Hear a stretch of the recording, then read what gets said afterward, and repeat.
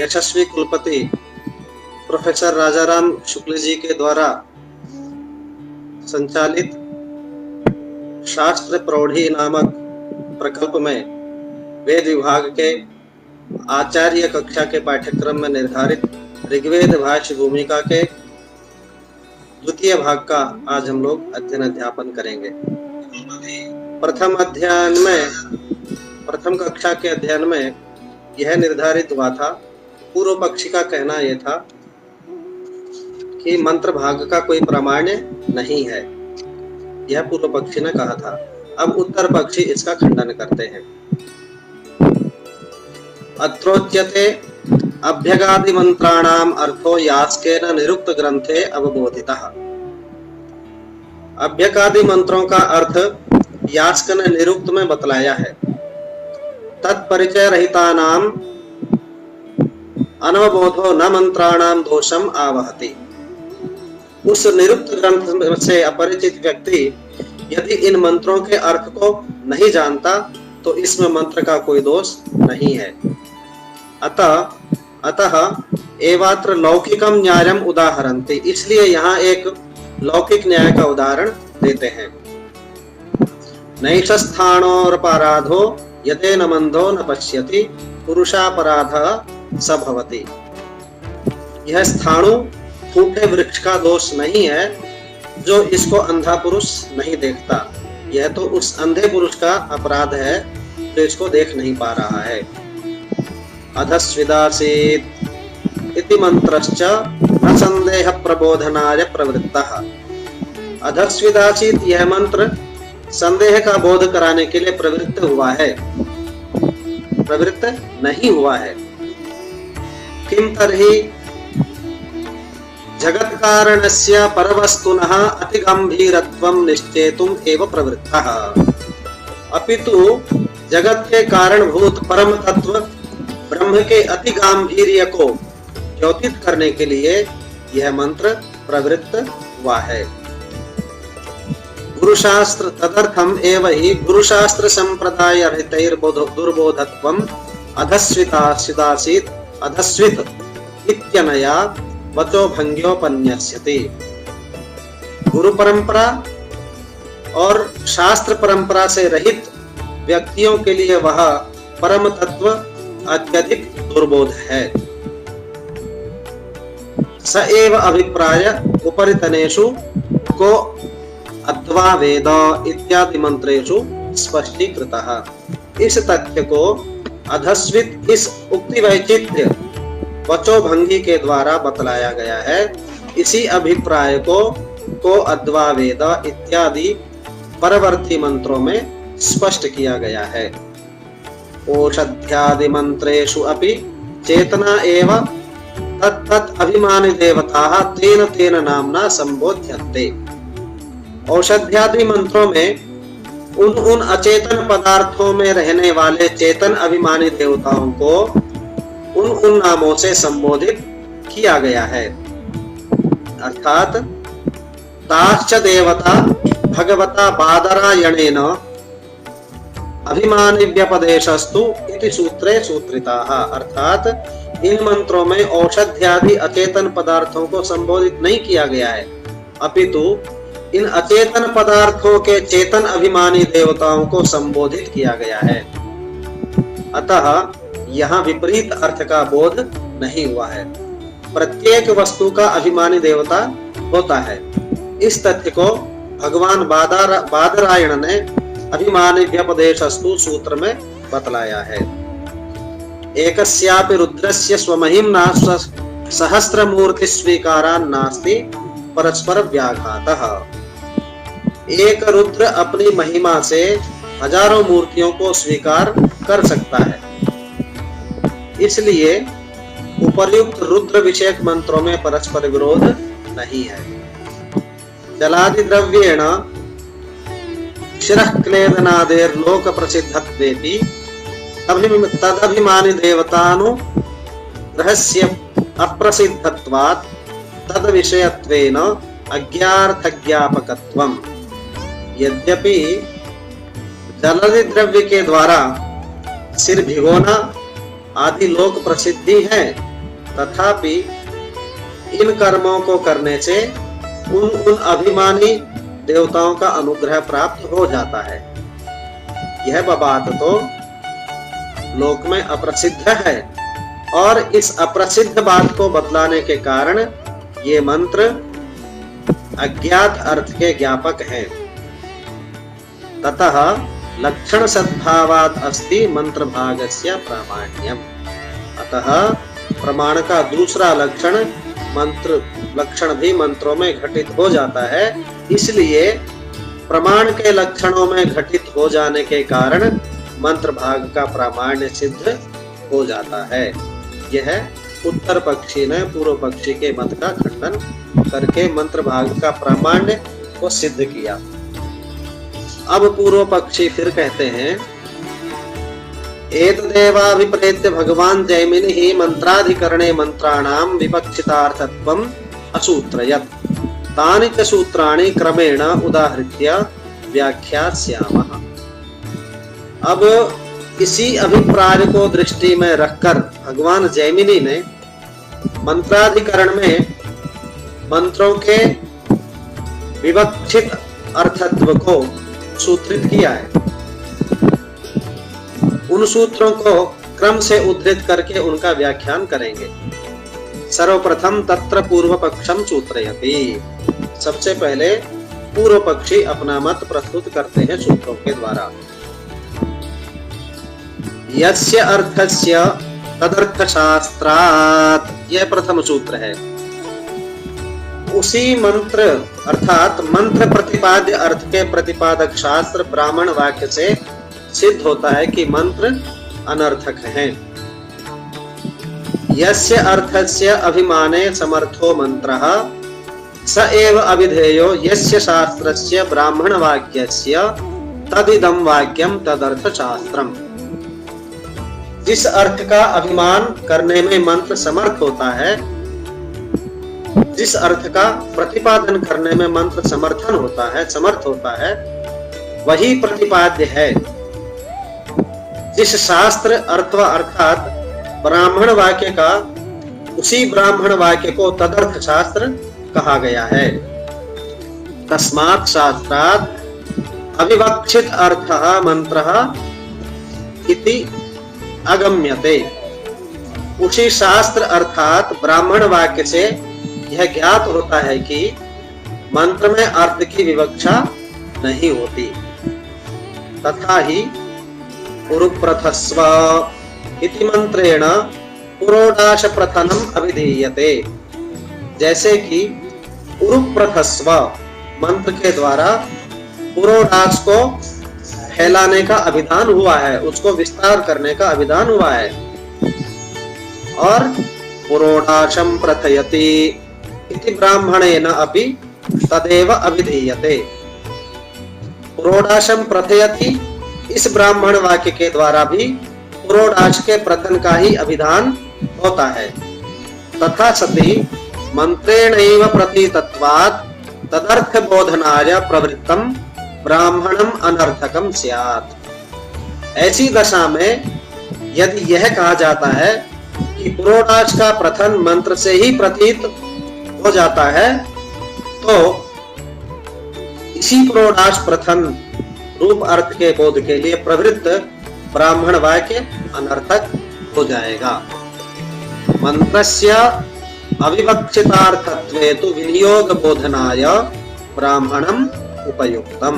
और यदि हम स्वीकार कर लेते हैं, मान लेते हैं कि मंत्र में अर्थ की विवक्षा नहीं होती, तो इस मंत्र का विनियोग बतलाने में ब्राह्मण वाक्य की उपयोगिता सिद्ध हो जाती है। तस्मात् मंत्राः उच्चारणेनैव अनुष्ठाने उपकुर्वन्ति।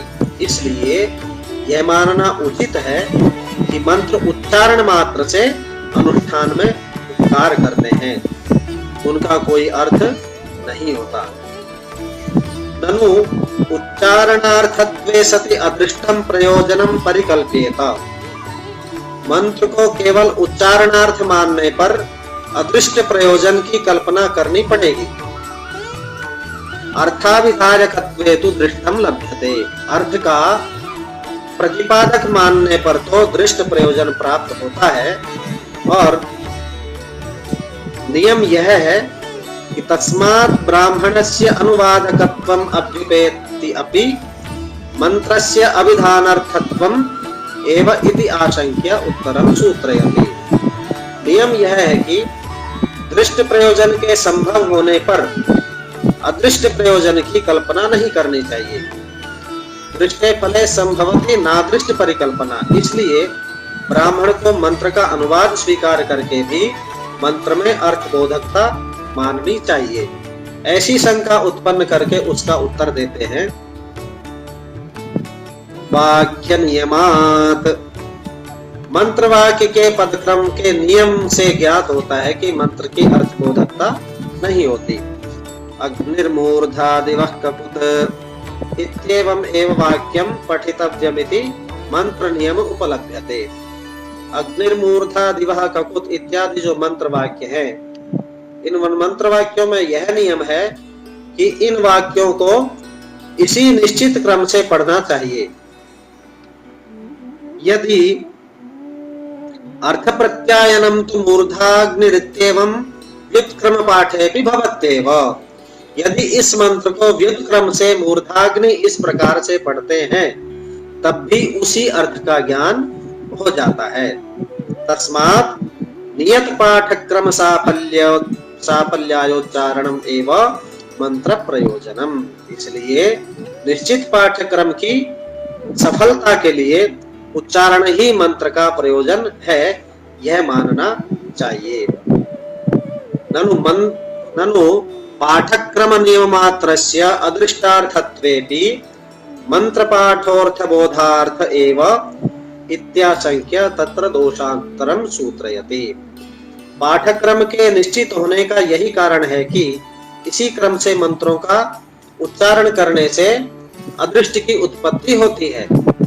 अर्थ ज्ञान के लिए तो पाठक्रम को निश्चित करने की कोई आवश्यकता ही नहीं है, अतः मंत्रों में अर्थबोधकता नहीं है। पाठक्रम के नियम मात्र के अदृष्ट के लिए होने पर भी मंत्र का पाठ तो अर्थ ज्ञान के लिए ही होता है, ऐसी शंका करके दूसरा दोष उपस्थित करते हैं। बुद्ध शास्त्रात्। मंत्रों में ज्ञात वस्तु का पुनः कथन होने से भी सिद्ध होता है कि मंत्रों में अर्थबोधकता नहीं है। अग्निदग्नीन् विहर इति प्रैष मंत्रः प्रयोग काले पठ्यते। अग्निदग्नीन् विहर, यह प्रैष मंत्र आज्ञावाचक मंत्र प्रयोग के समय यज्ञ काल में पढ़ा जाता है। तच्च अग्निविहरणादिकम् आग्निध्रेण अध्ययन काले एव स्वकर्तव्यत्वेन बुद्धम्। अग्नि को प्रज्वलित करने वाला अग्निध्र नामक पुरोहित अग्निविहरणादि अथवा अर्थात अग्नि को एक मंडप से दूसरे मंडप में ले जाना, तो अग्निविहरणादि कर्म को अपने अध्ययन काल में ही अपने कर्तव्य के रूप में समझ लेता है। तस्य च बुद्धस्यार्थस्य पुनः मंत्रोच्चारणेन शासनम अनर्थकम।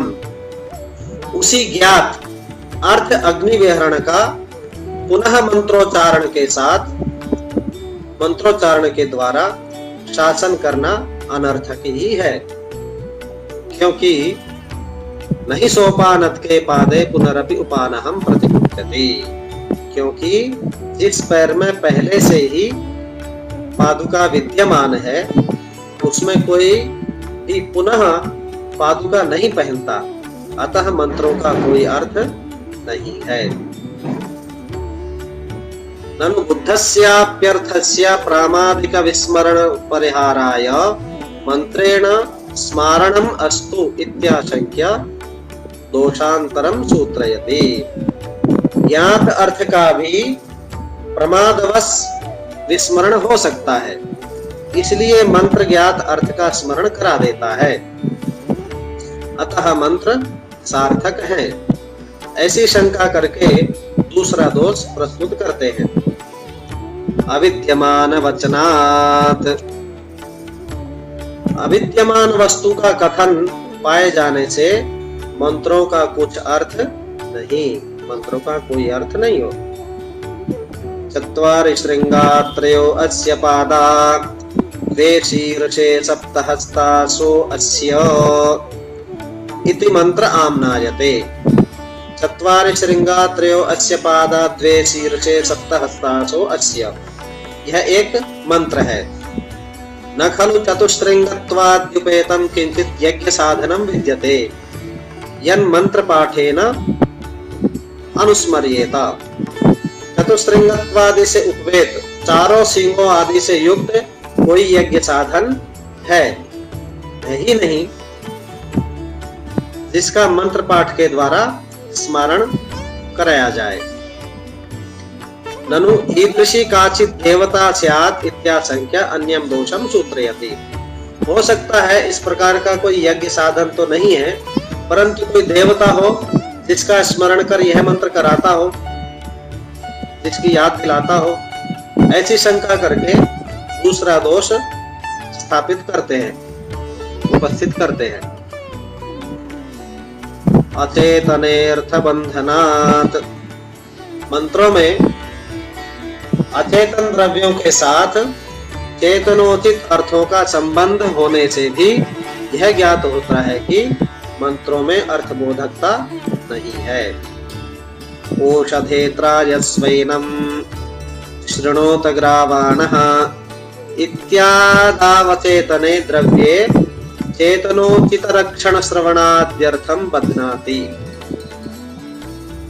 यह जो मंत्र है ओषधेत्रायस्वैनं शृणोत ग्रावाणः इत्यादि मंत्रों में अचेतन द्रव्य में चेतनोचित रक्षण श्रवण आदि अर्थ का संबंध स्थापित किया गया है, जो उचित नहीं लगता।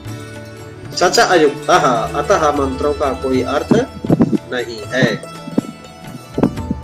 ननु अभिमानि व्यपदेश इति वैयासिक शास्त्रे सूत्रितत्वात् औषध्याद्यभिमानि चेतन देवतात्र विवक्षताम् इत्याशंक्य दोषांतरम सूत्रयति। अभिमानि व्यपदेशः, इस वैयासिक शास्त्र बादरायण सूत्र में सूत्रित औषध्यादि के अभिमानिनी चेतन देवताओं की ऐसे स्थलों पर विवक्षा होती है, अतः मंत्रों में अर्थ है, यह शंका उठाकर दूसरा दोष प्रस्तुत करते हैं। अर्थ विप्रतिषेधात्, मंत्रों के अर्थों में परस्पर विरोध होने से भी यही सिद्ध होता है कि मंत्रों में कोई अर्थ नहीं है। अदितिर्द्यौरदितिरंतरिक्षम इति मंत्रः आम्नायते। यह जो मंत्र है अदितिर्द्यौरदितिरंतरिक्षम, यह एक वेद का मंत्र है, श्रुति का मंत्र है। यदेव द्यौस्तदेव अंतरिक्षम इति अयम अर्थः विप्रतिषिद्धः। इस मंत्र में कहा गया है कि जो अदिति द्युलोक है वही अदिति अंतरिक्ष है। यह अर्थ परस्पर विरुद्ध है। एवं एक एव रुद्रः सहस्राणि सहस्रशो ये रुद्रा इत्यादिकम अपि उदाहर्तव्यम।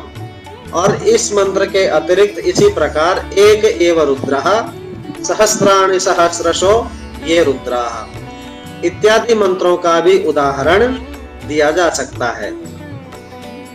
ननु त्वमेव माता च पिता त्वमेव इत्यादिवत् अंतरिक्षादि रूपत्वेन अदितिः स्तूयते।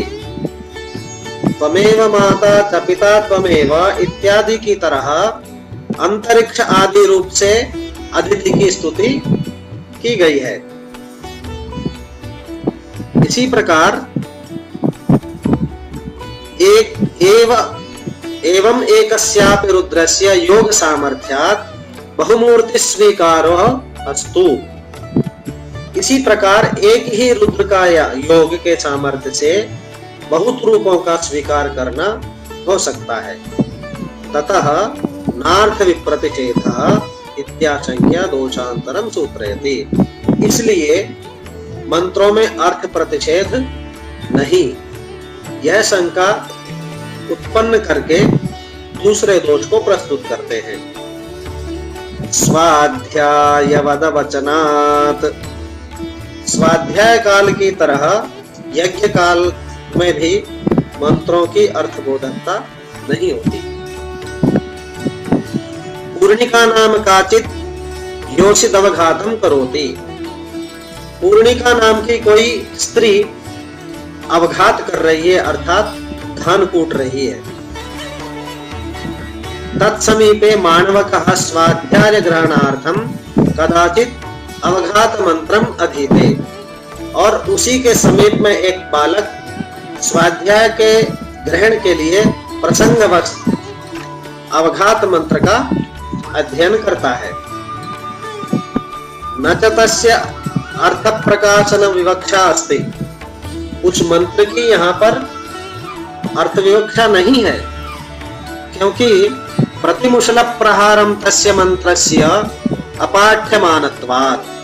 क्योंकि प्रत्येक मुसल के प्रहार के साथ वह मंत्र नहीं पढ़ा जा रहा है। अक्षर ग्रहणायैव तम मंत्रमन्याश्च मंत्रान अभ्यस्यते। अक्षर ग्रहण के लिए ही उस मंत्र को तथा अन्य मंत्रों का भी वह अभ्यास कर रहा है। तत्र स्वाध्याय काले पठितोपि अवघात मंत्रो यथा पूर्णिकां प्रति स्वार्थं न ब्रूते। स्वाध्याय काल में पठित मंत्र तथा अवघात मंत्र जिस प्रकार पूर्णिमा के प्रति अपने अर्थ को नहीं बतलाते हैं, वैसे ही कर्म काले भी स्वार्थम न वक्ष्यति। उसी प्रकार यज्ञ के समय पर भी अपने अर्थ को वह मंत्र नहीं कहेगा, अतः मंत्र सार्थक नहीं है। ननु तत्र माणवकस्य अर्थे विवक्षा नास्ति। इस स्थल में मानवक की अर्थ में उस बालक के अर्थ में विवक्षा नहीं, और पूर्णिका भी अवबोधुमक्षमा। पूर्णिका भी इस मंत्र के अर्थ को समझने में असमर्थ है। कर्मणि तु अध्वर्योर अर्थ विवक्षा विद्यते। यज्ञ के काल में तो अध्वर्यु की अर्थ विवक्षा होती है, और बोधश्च संभवति इत्याशंक्य दोषांतरम सूत्रयति। और मंत्र के अर्थ का बोध होना संभव है, ऐसी शंका उपस्थापित करके दूसरा दोष देते हैं। अविज्ञेयात्। कतिपय मंत्रों का अर्थ जाना नहीं जा सकता, अतः मंत्रों का अर्थ नहीं है। केषांचित् मंत्राणाम अर्थो विज्ञातुम न शक्यते। कतिपय मंत्रों का अर्थ नहीं जाना जा सकता। तद यथा, जैसे सम्यक् इंद्रदृष्टिरस्मे इत्येको मंत्रः शृण्वे वज्रभरीतुर्फरीतु इति अपरो मंत्रः। सम्यक् इंद्रदृष्टिरस्मे यह एक मंत्र है। शृण्वे वज्रभरी तुर्फरीतु यह दूसरा मंत्र है। ननु ईदृशम अर्थबोधायैव निगम निरुक्त व्याकरणानि प्रवृत्तानि इत्याशंक्य दोषांतरम सूत्रयति। ऐसे मंत्रों के अर्थ ज्ञान के लिए ही निघंटु अर्थात निरुक्त तथा व्याकरण शास्त्र प्रवृत्त हैं, ऐसी शंका उठाकर दूसरा दोष प्रस्तुत करते हैं। अनित्य संयोगान मंत्रानर्थक्यम। अनित्य पदार्थों के साथ संयोग होने से मंत्रों का अनर्थक्य है। किंते कृण्वति कृण्वन्ति कीकटेषु इति मंत्रे कीकटो नाम जनपद आम्नातः। किंते कृण्वन्ति कीकटेषु, इस मंत्र में कीकट नाम के देश का उल्लेख हुआ है। तथा नैता शाखाम नाम नगरम प्रमगंधो नाम राजा इत्येतेर्था अनित्या आमनाता। इसी प्रकार नैताशाख नामक नगर और प्रमगंध नामक राजा इन अनित्य पदार्थों का उल्लेख हुआ है। तथा च सति प्राग प्रमगंधात नार्यम मंत्रो भूतपूर्व इति गम्यते। ऐसी स्थिति होने पर यह ज्ञात होता है कि प्रमगंध नामक राजा से पहले मंत्र विद्यमान नहीं था। तत् एवं एतैहि तदर्थ शास्त्रादिभिः हेतुभिर्मन्त्राणाम् अर्थ प्रत्यायनार्थत्वं नास्ति।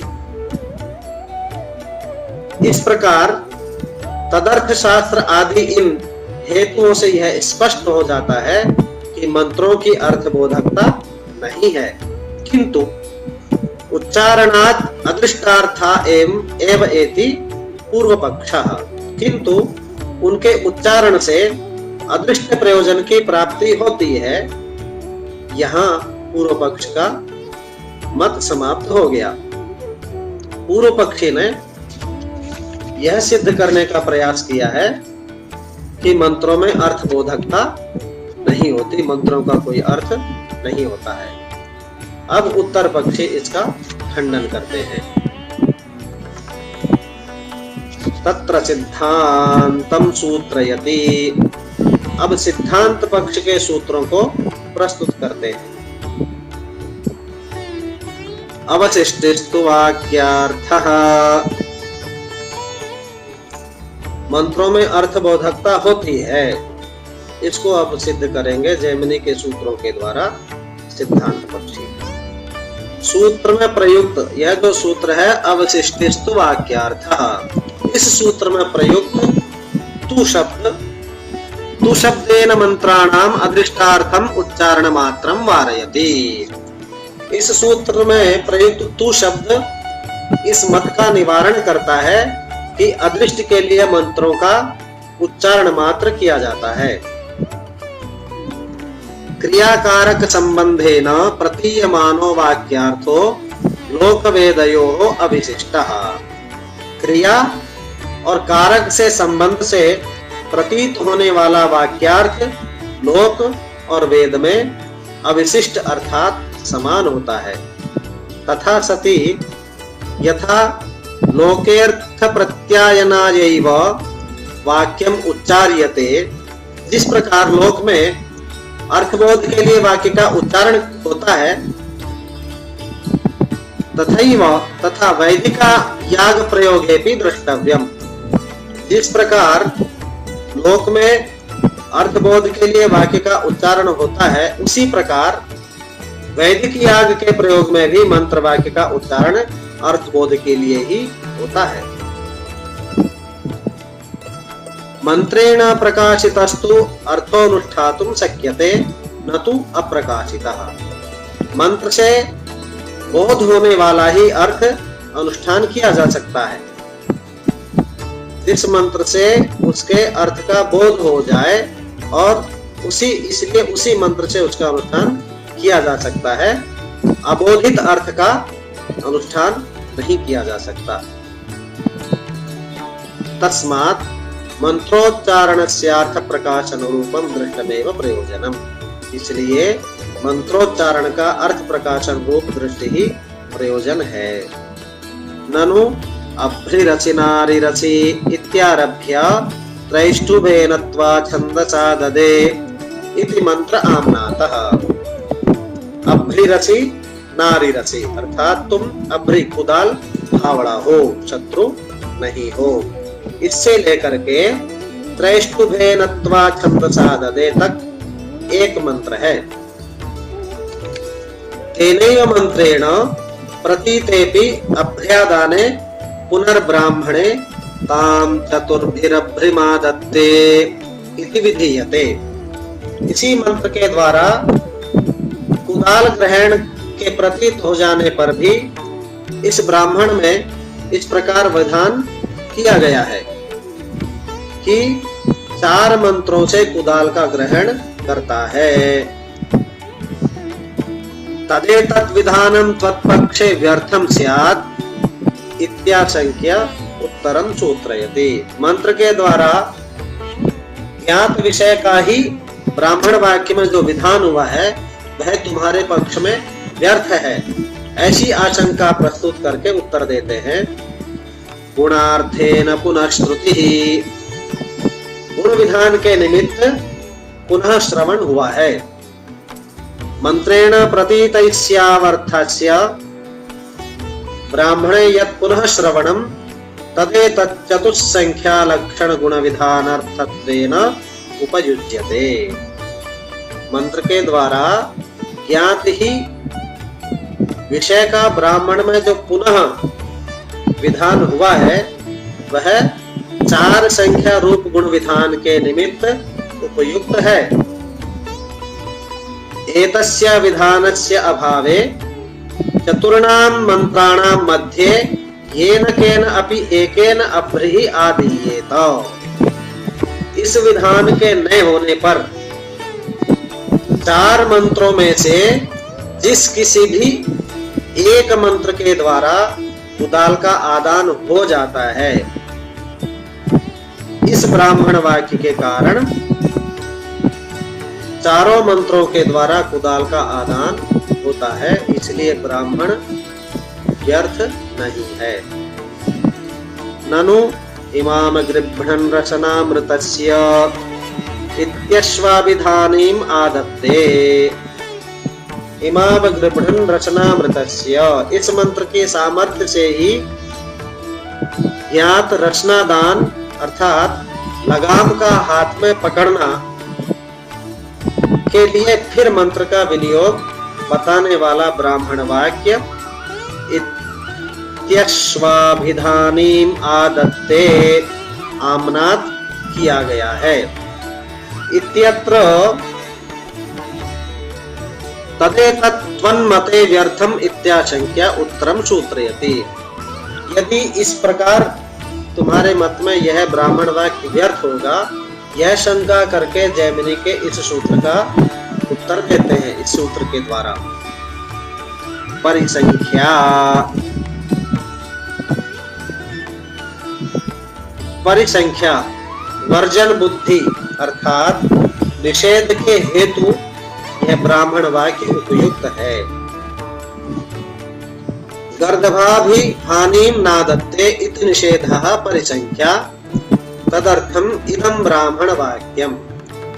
गर्दभ की अभिधानी, अभिधानी अर्थात लगाम, गर्दभ की लगाम को न पकड़े, यह निषेध परिसंख्या कहलाता है। उस निषेध के लिए यह ब्राह्मण वाक्य उपयोगी है।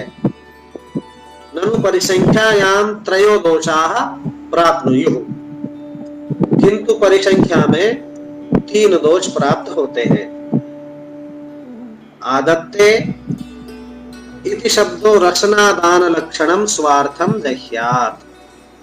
आदत्ते यह जो शब्द है, यह शब्द रचनादान रूप अपने अर्थ का परित्याग कर देता है। तन्निषेध लक्षणः परार्थोश शब्दस्य कल्प्येत। आदत्ते शब्द रचनादान निषेध रूप दूसरे अर्थ की कल्पना करता है और रचनात्वसामान्येन च प्राप्तं गर्दभ रचनाया आदानं बाध्येत इति त्रयो दोषाः। और सामान्य रचनादान से जो गर्दभ रचना का आदान प्राप्त था उसका बाध होता है। अश्वाभिधानीम आदत्ते इसका शब्दार्थ है अश्व की लगाम को पकड़े, किंतु इसका तात्पर्य है गर्दभ की लगाम को न पकड़े। उपर्युक्त वाक्य का जो अर्थ अश्व की रचना का आदान करना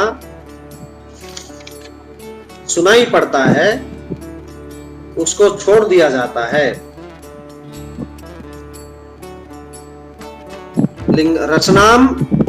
रचना मात्रस्य आदानम उपेत्य गर्दभ रचनायाः प्राप्तिर्वक्तव्या सा च विलंब्यते। गर्दभ की रचना का आदान न करना इस अश्रुत अर्थ की कल्पना की जाती है। सामान्य रचनादान से प्राप्त गर्दभ रचना का बोध होता है। अब यह सब होते हुए भी, इतनी विवक्षा होने के पश्चात भी उरुप्रथस्व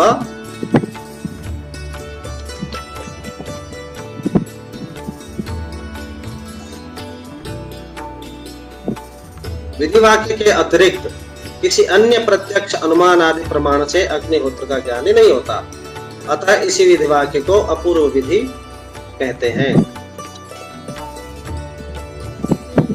अतएव निषेधार्थो न कल्प्यते विध्यर्थश्च न त्यजते तत्र कुतो दोषत्रयम् ईदृशम् अप्राप्ति रूपमेव गर्धव रचनाया निवारणम् अभिप्रेत्य परिसंख्या इति सूत्रितम्। अब ननु उरुप्रथस्व इति प्रथयति इति ब्राह्मणस्य वैयर्थ्यं तदवस्थम एव इत्याशंक्य सूत्र उत्तरम सूत्रयति। यह सब होते हुए भी उरुप्रथस्व इति प्रथयति, इस ब्राह्मण वाक्य का पूर्वोक्त वैयर्थ्य अवारित ही है, क्योंकि मंत्रों के विवक्षित अर्थ होने पर उरुप्रथस्व इस मंत्र से ही उक्त ब्राह्मण वाक्य का अर्थबोध हो जाएगा। इस शंका का उत्तर सूत्रित करते हैं। अर्थवादो वा, यहाँ एक अर्थवाद है। वा शब्दो वैयर्थ्यम वारयति, सूत्र में प्रयुक्त वा शब्द ब्राह्मण वाक्य के वैयर्थ का निवारण करता है। अस्त्यत्र अर्थवादः यज्ञपतिमेव तत् प्रथयति इति, यहाँ पर यज्ञपतिम एव तत् प्रथयति अर्थात वह पुरोडाश प्रथन यजमान का ही विस्तार करता है, यह अर्थवाद है। तेन अर्थवादेन संबंधाय ब्राह्मणे विधि पठ्यते, उस अर्थवाद के साथ संबंध के लिए ब्राह्मण में विधि का पाठ किया गया है। नियम यह है कि अर्थवाद का संबंध विधि के साथ हो सकता है। ननु प्रथयति प्रत्यनेनैव विधि शब्देन प्रथनम अनूद्य यज्ञपतिमेव इत्यादिनार्थवादेन स्तोतव्यम्। यदि यहाँ विधि का पाठ न किया जाए तो उस अर्थवाद का संबंध किसके साथ होगा? तदेव तु प्रथनम कुतः प्राप्तम इत्याशंक्य आह। इसलिए अर्थवाद के साथ संबंध के लिए यहाँ विधि का पाठ किया गया है। पुनः यह शंका होती है कि प्रथयति इस विधि शब्द के कथन का अनुवाद करके यज्ञपतिमेव इत्यादि अर्थवाद से स्तुति होनी चाहिए, तो यह बताओ वह प्रथन ही किससे प्राप्त होता है, किससे प्राप्त है? यहाँ पर विधि प्रथन का विधान नहीं कर रही है, अपितु प्रथन का अनुवाद कर रही है, और अनुवाद उसी का हो सकता है जो पहले से प्राप्त होता है। अतएव प्रश्न उठता है कि वह प्रथन कहाँ से प्राप्त हुआ। इस शंका का उत्तर बतलाते हैं। मंत्राभिधानात्, मंत्र के अभिधान से। अध्वर्युः पुरोडाशम उद्देश्य मंत्रे प्रथस्व इत्येवं अभिधत्ते। अध्वर्यु पुरोडाश को उद्दिष्ट करके मंत्र में उरुप्रथस्व अर्थात विस्तृत रूप से फैलो, यह अभिधान करता है, यह कहता है। तस्मात् अभिधानात् अध्वर्यु कर्तृकम प्रथनम प्राप्तम, उस अभिधान से अध्वर्यु कर्तृक पुरोडाश प्रथन प्राप्त होता है, अर्थात इससे सिद्ध होता है कि इस प्रथन का कर्ता अध्वर्यु है। यथा लोके यह कुरु इति ब्रूते सकारयत्येव तथा अत्रापि यह प्रथस्व इति ब्रूते स प्रथयत्येव। क्योंकि अध्वर्यु के बिना पुरोडाश स्वयं तो नहीं फैलता। जैसे लोक में जो करो ऐसा कहता है वह करवाता ही है, वही करवाता है। उसी प्रकार जो फैलो ऐसा कहता है वह फैलाता ही है। यदुक्तम अग्निर्मूर्धा दिवः इति पाठक्रम नियमात् अदृष्टार्थो मंत्र इति तत्रोत्तरम सूत्रयति। पूर्व पक्षी ने जो पहले यह कहा था कि अग्निर्मूर्धा दिवः आदि मंत्रों में पाठक्रम का नियम होने से सिद्ध होता है कि मंत्र का अर्थ, मंत्रों का अदृष्ट प्रयोजन होता है, उसका उत्तर यहाँ पर इस सूत्र के माध्यम से देते हैं। अविरुद्धम परम, पर अर्थात द्वितीय सूत्र में जो नियम क्रम वाला मंत्र पाठ अदृष्टार्थ कहा है वह नहीं वयम पाठ क्रम नियमाद अदृष्टम निवारयामः, वह हमारे अर्थ स्मारण पक्ष में भी विरुद्ध नहीं, क्योंकि हम लोग मंत्र के पाठ्यक्रम के नियम से उत्पन्न होने वाले अदृष्ट का निवारण नहीं करते हैं। तो फिर क्या हमारा इतना ही कथन है कि मंत्रोच्चारणेन जायमानम अर्थ प्रत्यायनम दृष्ट प्रयोजनत्वान्नोपेक्षितव्यम इति एव ब्रूमः। मंत्रोच्चारण से जायमान जो अर्थ ज्ञान रूप दृष्ट प्रयोजन है उसकी उपेक्षा नहीं करनी चाहिए।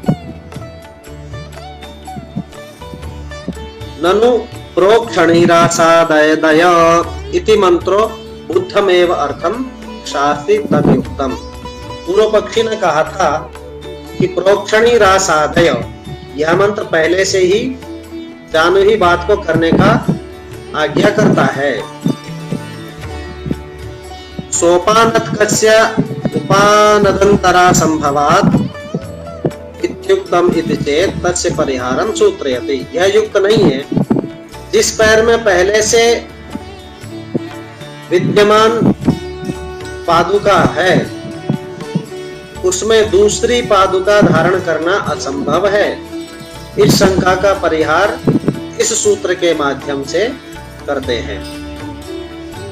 संप्रैष कर्मणो गर्हानुपलम्बः संस्कारत्वात्, अनुवाक्य की निंदा उचित नहीं संस्कार होने से। संप्रैष कर्मणो गर्हा त्वदुक्त दोषो नोपलभ्यते, आज्ञावाचक कर्म की निंदा अर्थात तुम्हारे द्वारा कहा गया दोष उचित नहीं।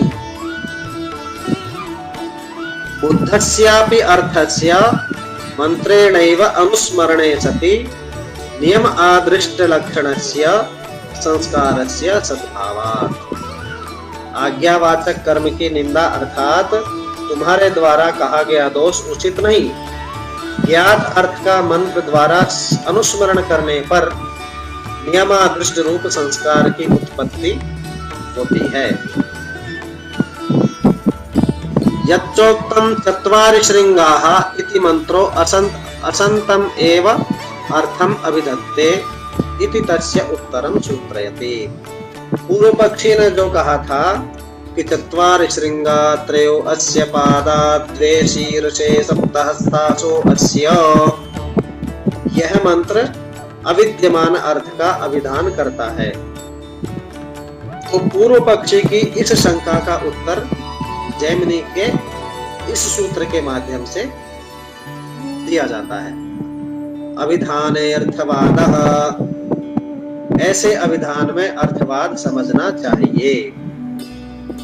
असतोर्थस्य अभिधारके वाक्ये गौणस्य अर्थस्य उक्तिर्द्रष्टव्या। अविद्यमान अर्थ के अभिधारक वाक्य में गौण अर्थ की उक्ति समझ लेनी चाहिए।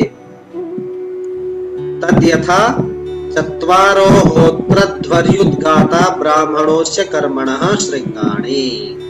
जैसे उपर्युक्त मंत्र को आप ले लीजिए, उसमें होता, अध्वर्यु, उद्गाता और ब्रह्मा, इस यज्ञ कर्म के ये चारों ऋत्विक श्रृंग होते हैं, श्रृंग हैं।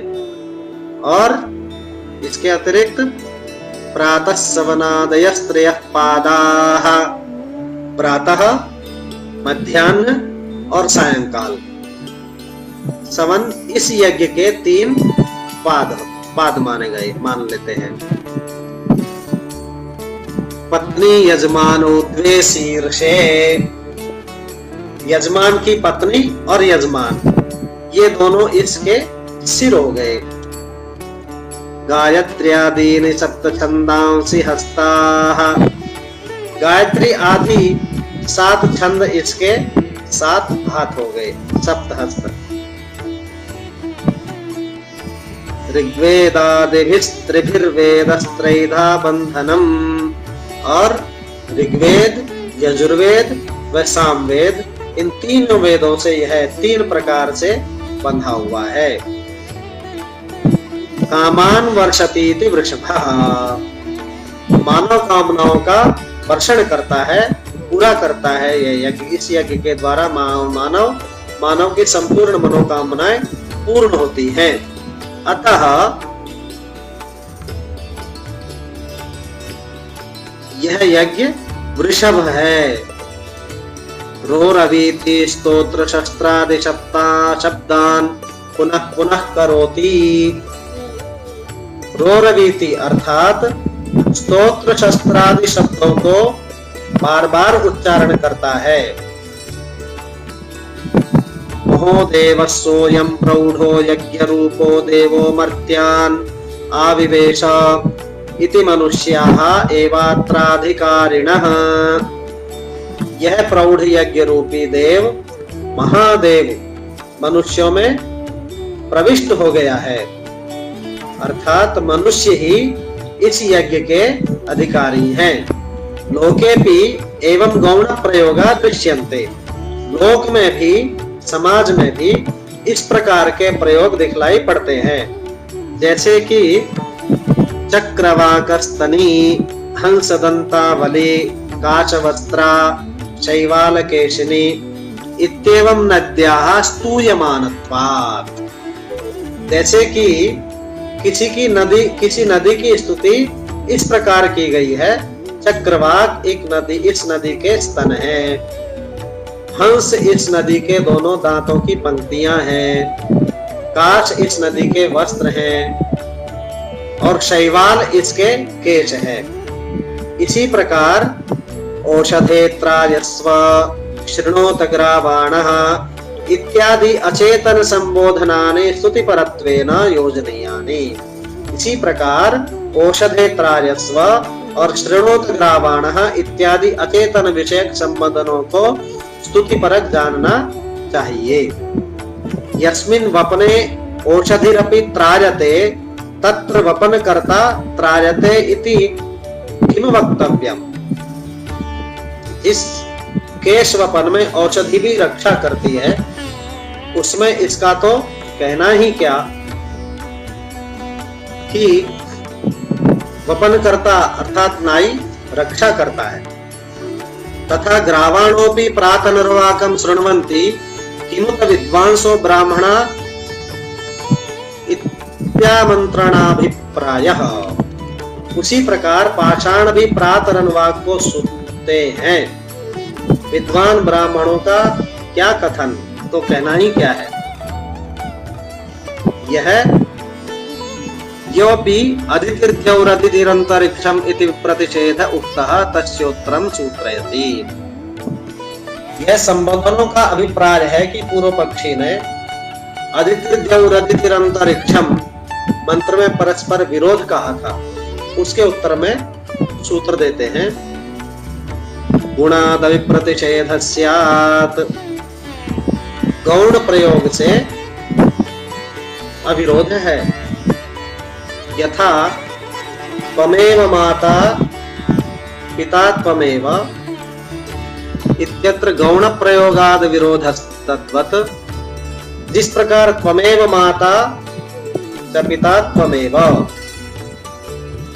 में गौण प्रयोग समझ लेने पर परस्पर विरोध नहीं रहता, उसी प्रकार गौण प्रयोग मान लेने पर प्रकृति स्थल में परस्पर विरोध नहीं रहता है। और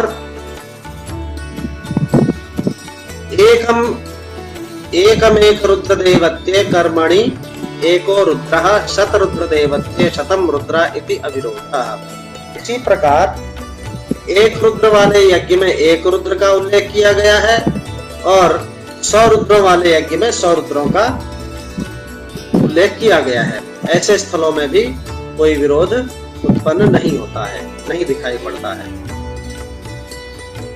यद्यपि उक्तम स्वाध्यायम् अधीयानो माणवकः पूर्णिकाया अवहतिं न प्रकाशयितुम् इच्छति इति तत्र उत्तरं सूत्रयति। और पूर्व पक्षी ने जो कहा था कि स्वाध्याय का अध्ययन करता हुआ बालक पूर्णिका के मुसल से कूटने को प्रकाशित नहीं करना चाहता है, उसका उत्तर भी यहाँ सूत्र के माध्यम से देते हैं। विद्यावचनम संयोगात, विद्या काल में यज्ञ का संयोग न होने से अर्थ विवक्षा नहीं होती। वेद विद्या ग्रहण काले अर्थस्य यद वचनम तद यज्ञ संयोगात उपपद्यते। वेद विद्या के ग्रहण के समय पर जो अर्थ का कथन नहीं होता वह यज्ञ का संयोग न होने से उत्पन्न होता है। नहीं पूर्णिकाया अवघातो यज्ञ संयुक्तः नापि मानवको यज्ञम अनुतिष्ठति। यज्ञ काल में मंत्र के अर्थ का की आवश्यकता होती है। यहाँ न तो पूर्णिका का अवघात यज्ञ से संबंध है और न मानवक यज्ञ का अनुष्ठान ही कर रहा है। अतः यज्ञानुपकारात न तत्रार्थ विवक्षा। इसलिए मानवक के स्वाध्याय से यज्ञ का कोई उपकार न होने से वहां अर्थ विवक्षा नहीं है। यद्यपि उक्तम अम्यक सात इंद्र श्रृण्ये वजुर्भरि जर्भरि तुर्भरितु इत्यादौ अर्थस्य ज्ञातुम अशक्यत्वात् नास्ति एव अर्थः इति तत्रोत्तरं सूत्रयति। और पूर्व पक्षी ने जो कहा था कि अम्यक सात इंद्र श्रृण्येव जर्भरि तुर्फरेतु इत्यादि मंत्रों का अर्थ जानना असंभव होने से उनमें अर्थ है ही नहीं, उसका उत्तर यहाँ इस सूत्र के माध्यम से देते हैं। सतः परम विज्ञानम, अर्थ विद्यमान है परंतु अज्ञात है, दिखाई नहीं पड़ रहा। विद्यमान एवार्थः प्रमादालस्यादिभिर्न विज्ञायते। मंत्रों में अर्थ है परंतु प्रमाद और आलस्य के कारण ज्ञात नहीं होता। तेषां निगम निरुक्त व्याकरण वचेन धातुतोऽर्थः परिकल्पयितव्यः। निरुक्त और व्याकरण की सहायता से धातुओं से ऐसे मंत्रों का अर्थ ज्ञान कर लेना चाहिए। तद यथा जर्भरि तुर्फरितु इत्येवम् आदीनि अश्विनोरभिधानानि। उदाहरण के लिए जर्भरि तुर्फरि इत्यादि अश्विनौ देवता के विशेषण हैं। तेषु ही द्विवचनान्तत्वं लक्ष्यते, क्योंकि ये शब्द द्विवचनांत हैं। आश्विनम चेदम सूक्तम अश्विनोः काममप्राह इति दर्शनात्। आश्विनोः काममप्राह दो शब्दों के दिखाई पड़ने से यह स्पष्ट हो जाता है कि यह सूक्त अश्विनों का है। एतदेव विप्रेत्य निरुक्तकारो व्याचष्टे जर्भरि भर्तारौ इत्यर्थः तुर्फरेतु हंतारौ इत्यर्थः इति। इसी बात को ध्यान में रखकर निरुक्तकार आचार्य यास्क इन शब्दों की इस प्रकार व्याख्या करते हैं। जर्भरि का अर्थ है हरण करने वाला, तुर्फरि का अर्थ है हनन करने वाले। इसी प्रकार अम्यक साते इत्यादावपि उन्नेयम्, सम्यक चाहते इत्यादि मंत्रों में का अर्थ समझ लेना चाहिए। यद्यप्युक्तम प्रमगंधाद्यनित्यार्थ संयोगात् मंत्रस्य अनादित्वं न स्यात् इति तत्रोत्तरं सूत्रयति। और पूर्व पक्षी ने जो कहा था कि प्रमगंध आदि अनित्य पदार्थों के साथ संयोग होने से मंत्र अनादि सिद्ध नहीं होता है, उसके उत्तर में यह सूत्र प्रस्तुत करते हैं। उक्तश्चानित्य संयोगः,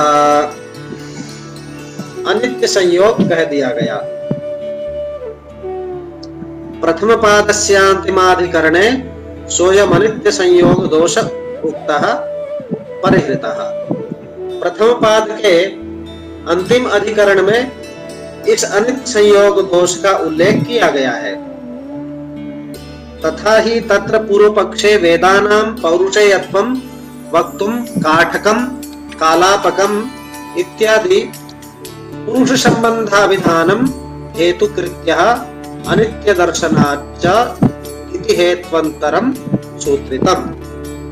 क्योंकि वहां पूर्व पक्ष में वेदों के अपौरुषेयत्व को कहने के लिए काठक कालापक इत्यादि पुरुषों के संबंध को हेतु बनाकर अनित्य दर्शनाच्च इस दूसरे सूत्र को सूत्रित किया है।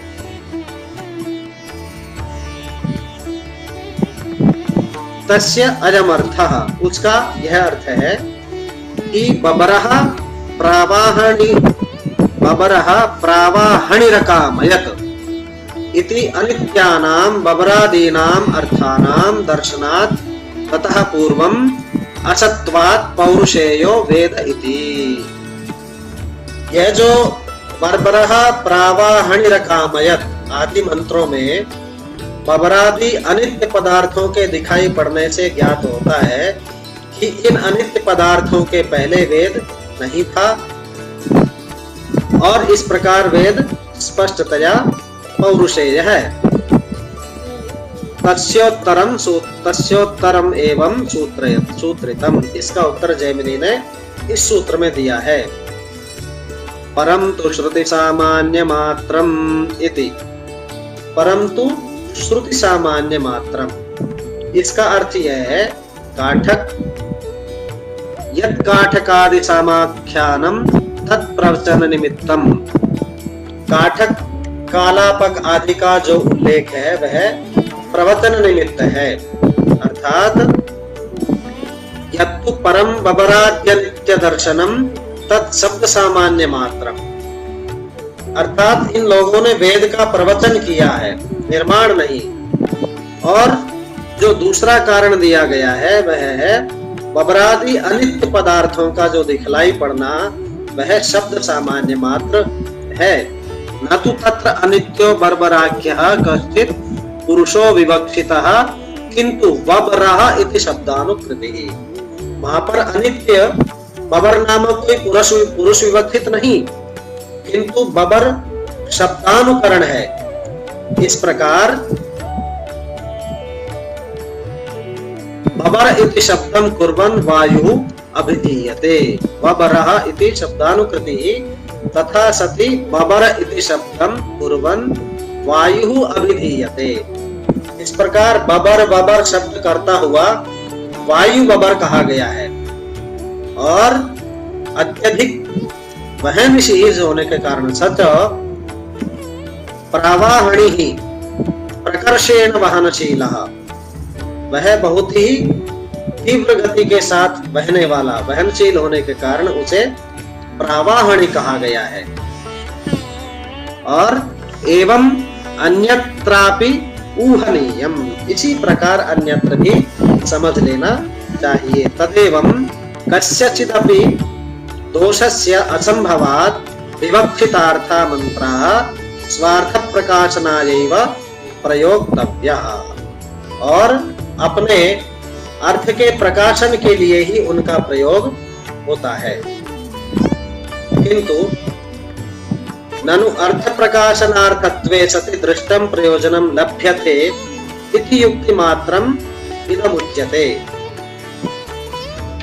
किंतु आपका यह कहना कि मंत्र यज्ञ में अर्थ प्रकाशन के लिए प्रयुक्त होते हैं और इस प्रकार मान लेने पर उनका अदृष्ट फल के स्थान पर दृष्ट फल प्राप्त होता है, तो न तु एतदुपोद्बलकं किंचित् श्रौतं लिंगम पश्यामः इत्याशंक्य उत्तरम सूत्रयति। आपके इस दृष्टिकोण का समर्थक कोई श्रौत लिंग प्रमाण नहीं दिखाई देता, ऐसी शंका करके इस सूत्र के माध्यम से उत्तर देते हैं। लिंगोपदेशश्च तदर्थवत्, लिंग के द्वारा उपदेश करने से मंत्र वाक्य अर्थयुक्त ज्ञात होता है। आग्नेयाग्निध्रमुपतिष्ठेत इति श्रूयते। आग्नेयाग्निध्र उपतिष्ठेत, यह ब्राह्मण वाक्य है। इसका अर्थ है अग्नि है देवता जिसका, वह आग्नेयी ऋचा है। अग्निर्देवता यस्या ऋचः सेयम् आग्नेयी, अर्थात जिस ऋचा का देवता अग्नि है उस ऋचा का नाम आग्नेयी है। तया आग्नेयस्थानम उपतिष्ठेत इति, और उस अग्नि प्रकाशिका आग्नेय ऋचा के द्वारा आग्नेय स्थान अर्थात मंडप विशेष की स्तुति करें।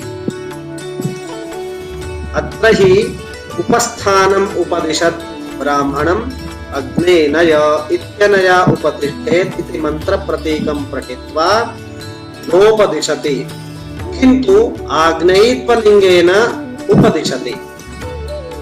उपस्थान का उपदेश करता हुआ ब्राह्मण वाक्य अग्नेनय इस ऋचा से स्तुति करे, इस प्रकार मंत्र प्रतीक को पढ़कर उपदेश नहीं करता है, किंतु आग्नेयत्व लिंग से उपदेशित करता है।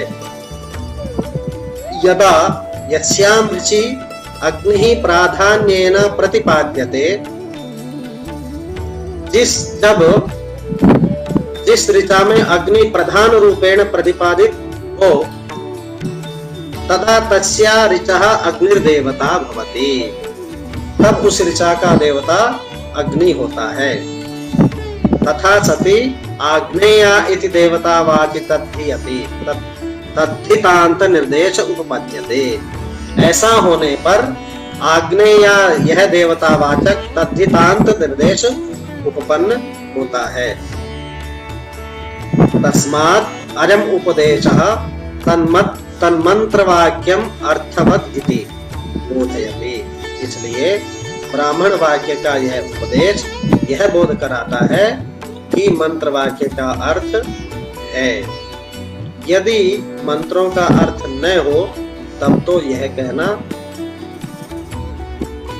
अयुक्त होगा कि इस ऋचा मंत्र में अग्नि देवता का प्रतिपादन होता है। अतः विवक्षितार्थत्वात् अर्थ प्रत्यायनार्थम प्रयोग काले मंत्रोच्चारणम, अतः मंत्रों का अर्थ विवक्षित होने से अर्थ ज्ञान के लिए ही मंत्रों का उच्चारण होता है। अब तस्मिन्नेव विवक्षितार्थत्वे लिंगांतरम सूत्रयति। मंत्रों में अर्थ विवक्षित है इस तथ्य के समर्थन में जैमिनी दूसरा हेतु देते हैं। आज का समय यही हो गया है। आज का पाठ यही समाप्त करेंगे, इसके पश्चात अगली कक्षा में करेंगे। अब अभी तक के पाठ में यदि किसी को कोई शंका हो तो वो मुझसे व्यक्तिगत संपर्क करके अपनी शंकाओं का समाधान कर सकते हैं।